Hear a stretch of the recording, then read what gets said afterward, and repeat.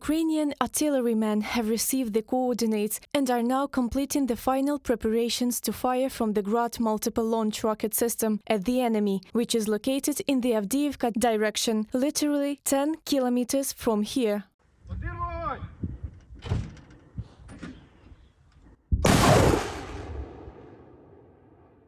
Due to this shortage of ammunition, they have to work with single shots, the defenders say. And since the enemy has tens of times more shells, they have to constantly move and change positions.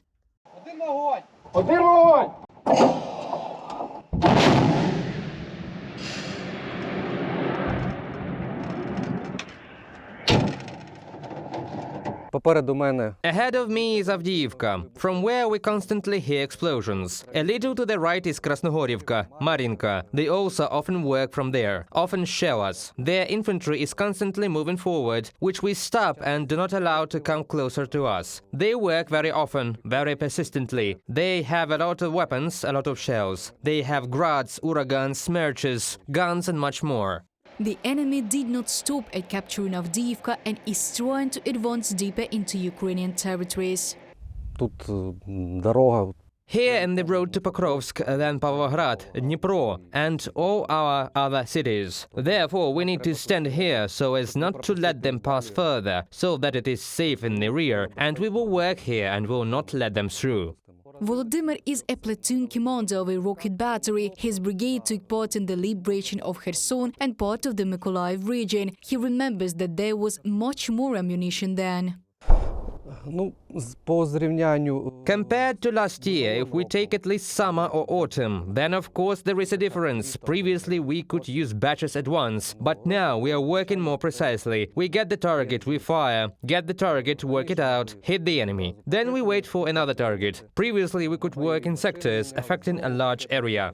Vadim is the driver of the Ural, on the basis of which the Grad is based. He says the most dangerous thing is traveling at night. Then they should drive without headlights and use only night vision devices. Бо можуть у небі бути їхні дрони. There may be drones in the sky, or one Zava, and they can see us driving if there are lights. That's why it is forbidden. We leave quietly, preferably when there is nothing in the sky. The soldier says that their crew have already come under fire when immediately after delivering a strike at the enemy, a response arrived at him and his brothers in arms. Саме ближче падали, то 10 метрів ракети падали. The closest strikes were only 10 meters away. We all fell to the ground. 10 and 20 of the same missiles came at us, so it's a little scary there. It begins to hiss a little in the ears. If you also see a flash, then it feels like when you look at the welding, the sun in your eyes, spots, but it is okay. We didn't get concussed and immediately got in the cars. We made a rollover and continued working. We had a smoke break. Our hands were shaking, but we continued to work.